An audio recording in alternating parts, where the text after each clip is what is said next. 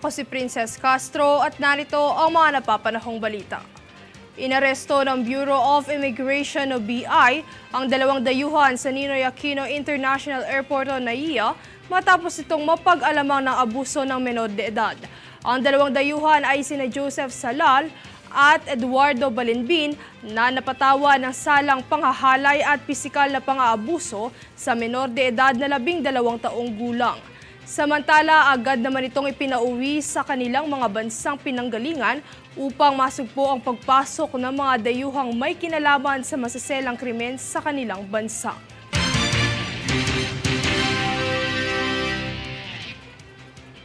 Isang magandang balita para sa mga commuters sa Kamaynilaan, madaragdagan ang mga bangka sa Pasig River Ferry Service.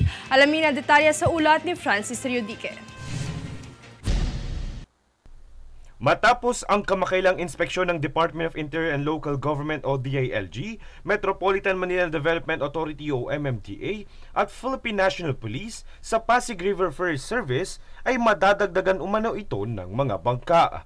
Mula sa kasalukuyan 15 mga ferry ay planong dagdagan ito ng MMDA ng 4 na bangka ngayong taon. Ito ang kinumpirma ni MMDA Chairman Don Artes kung saan 3 ring umanong ferry station ang maaaring buksan sa publiko. Ayon naman kay DILG Secretary Benhur Abalos, ang Pasig River Ferry ay malaki ang naitutulong sa paggaan ng traffic sa Kamaynilaan. Aniya maaari itong makabawas sa oras ng biyahe ng mga commuter. Sa kasalukuyan, bumabiyahe ang ferry mula Pinagbuhatan hanggang Escolta sa Maynila. Francis Riodique, nag-uulat para sa One Media Network.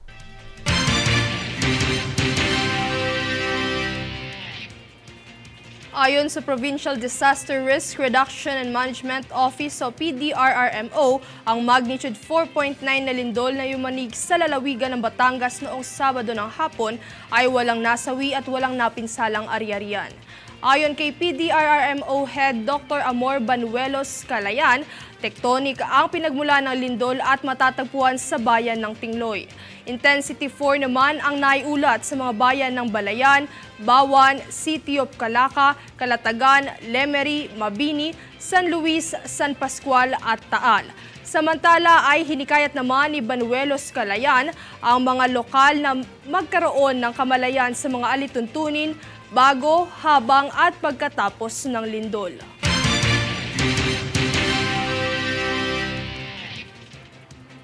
Kami ang boses ng pagbabago. Ako si Princess Castro at ito ang News Force. Sa ulo ng mga balita, psychological testing posibleng madagdag na requirement sa pagkuha ng driver's license.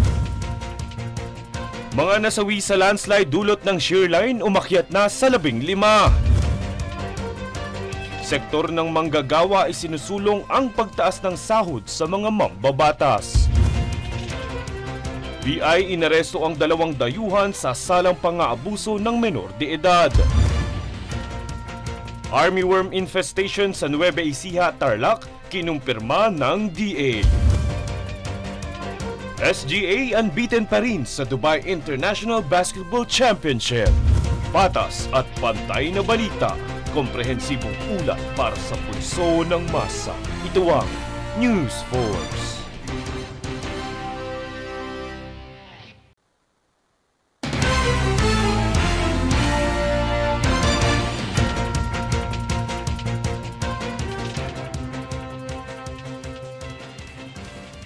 Ako si Princess Castro at narito ang mga napapanahong balita.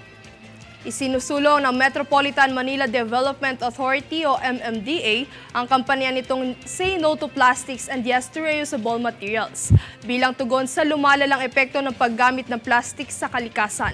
Layon ng ahensya na hikayatin ng publiko na piliing gamitin ang mga reusable materials kaysa gumamit ng single-use plastics. Ang kampanyang ito ay makakatulong mabawasan ang basura na napupunta sa mga sanitary landfill. Samantala, ang No Single-Use Plastic campaign na ito ay bahagi ng Metro Manila Flood Management Project Phase 1.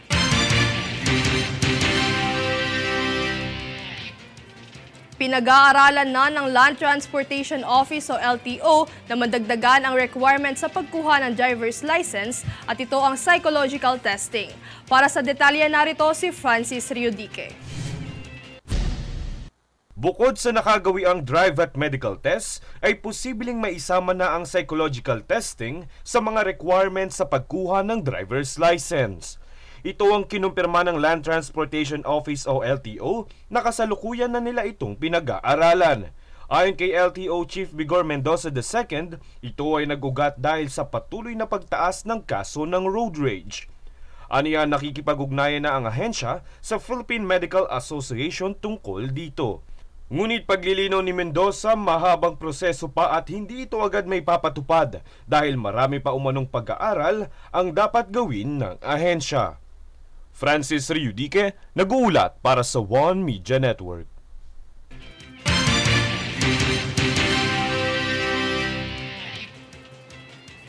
Matatanda ang binatikos ng mga netizen ang mga litrato na nakitang gumamit ng chopper si Pangulong Ferdinand Marcos Jr. para makarating sa isang concert sa Bulacan, ngunit nilinaw ito ng Presidential Security Group o PSG. Ayon sa isang post, nilinaw ng PSG na ang desisyong ito ay mula sa kanila upang masiguro ang kaligtasan ng Pangulo dahil sa pagdagsa ng mga tao. Tinitignan din umanong anggulo ng PSG ang mabigat na traffic na hindi ligtas na sitwasyon para sa Pangulo. Sa kasalukuyan ay wala pang pahayag si Pangulong Marcos ukol dito.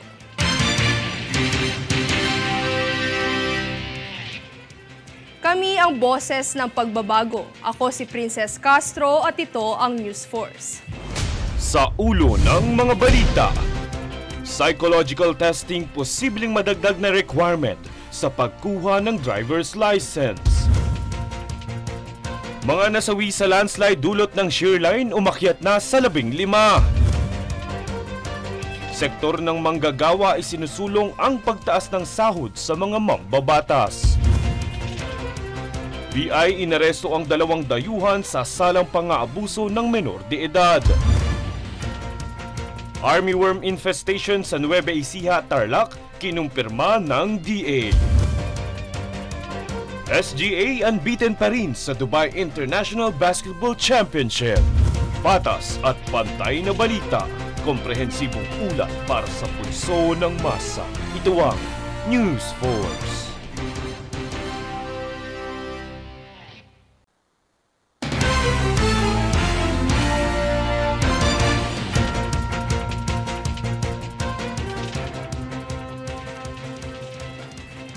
Ako si Princess Castro at narito ang mga napapanahong balita.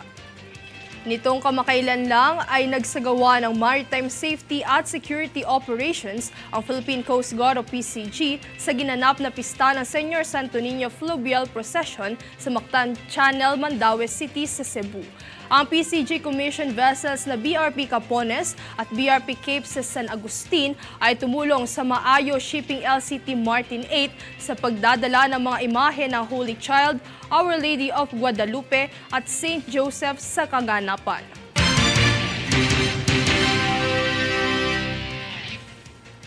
Sektor ng manggagawa ay sinusulong ang wage hike sa mga mambabatas imbis na tsa-tsa ang pagdebatihan. Narito si Jade Buhoy para sa balita. Ang mga labor groups ng bansa ay kamakailang nagpahayag ng pagtanggi sa Charter Change Initiative ng Kongreso para isulong ang matagal nang hinihinging 150 pisong pagtaas ng sahod sa pribadong sektor. Sinabi ng Federation of Free Workers Vice President June Ramirez na imbis na bumagal ang proseso ng pagbigay at pagsulong ng wage increase para sa lahat ng Pilipino, huwag na munang pag-usapan ang tsa-tsa. Sa kasalukuyan may nakahaing panukala sa Kongreso ukol sa pagtaas ng sasahuri ng mga pribadong manggagawang Pilipino, ngunit dahil ang interes ng mababang kapulungan ay nasa pag-amyenda o pagbago ng konstitusyon, ito ay mistulang na paglipasan na naman.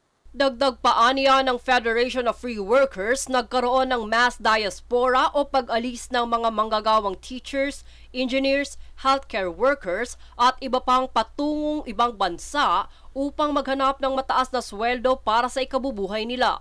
Nito lamang ilang linggo ay naglabas na naman ang mababang kapulungan ng kanilang motibo na palitan ang saligang batas ng Pilipinas upang gumanda di umano ang foreign investment ng bansa na dulot umano ng People's Initiative na sinusulong ng ating mga kababayan.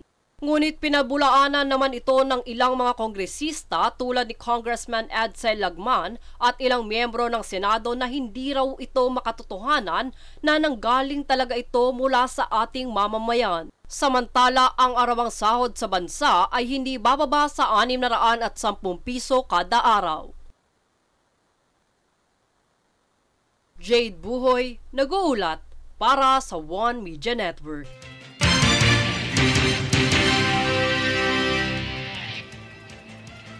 Patuloy ang pamamayagpag ng Strong Group Athletics o SGA sa 33rd Dubai International Basketball Championship na kasalukuyang ginaganap ngayon sa Dubai, United Arab Emirates. Matapos daigin ang homenet men ng Lebanon sa score na 104-95, nakamit ng pambansang kupunan ng ikatlong sunod na panalo nito sa kompetisyon.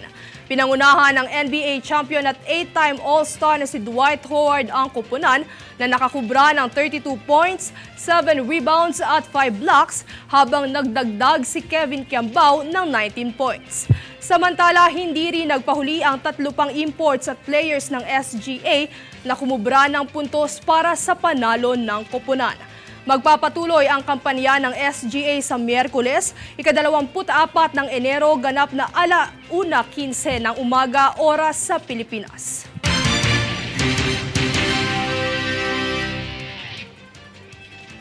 Kami ang boses ng pagbabago. Ako si Princess Castro at ito ang News Force. Sa ulo ng mga balita, psychological testing posibleng madagdag na requirement sa pagkuha ng driver's license. Mga nasawi sa landslide dulot ng shear line umakyat na sa 15. Sektor ng manggagawa ay sinusulong ang pagtaas ng sahod sa mga mambabatas. BI inaresto ang 2 dayuhan sa salang pang-aabuso ng menor de edad. Army worm infestation sa Nueva Ecija, Tarlac, kinumpirma ng DA. SGA unbeaten pa rin sa Dubai International Basketball Championship. Patas at pantay na balita, komprehensibong ulat para sa pulso ng masa. Ito ang News Force.